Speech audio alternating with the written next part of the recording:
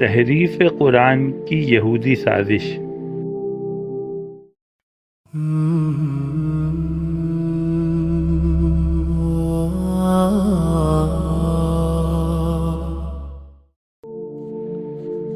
اعوذ باللہ من الشیطان الرجیم، بسم اللہ الرحمن الرحیم۔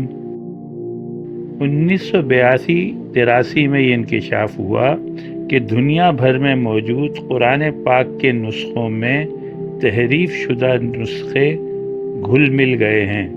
اس طرح کے نسخوں کے ساتھ ساتھ تحریف شدہ قرآن پاک کی ریکارڈنگ بھی پکڑی گئیں، اور یہ دنیا کے ہر ملک میں موجود تھیں، حتیٰ کہ سعودی عرب بھی اس سے محفوظ نہیں رہ سکا۔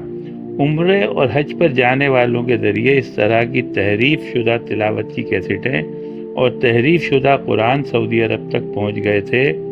خانہ کعبہ اور مسجد نبوی میں بھی تحریف شدہ قرآن پکڑے گئے۔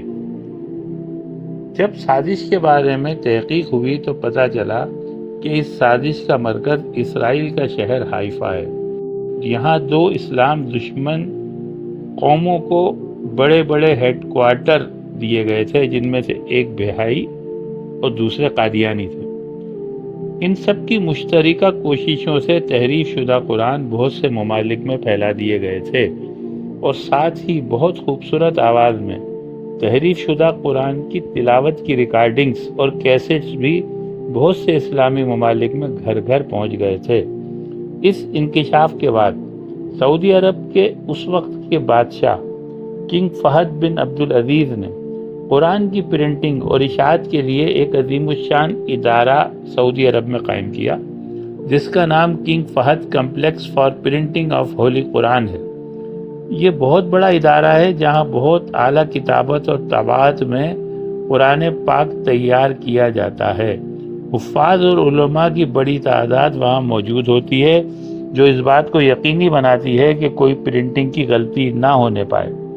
سعودی حکومت نے خانہ کعبہ اور مسجد نبوی میں صرف یہاں کے چھپے ہوئے قرآن رکھنے کا اہتمام کر دیا ہے۔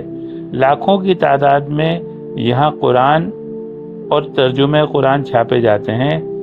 اس دوران مصر کی حکومت نے بھی اپنا فرض ادا کیا۔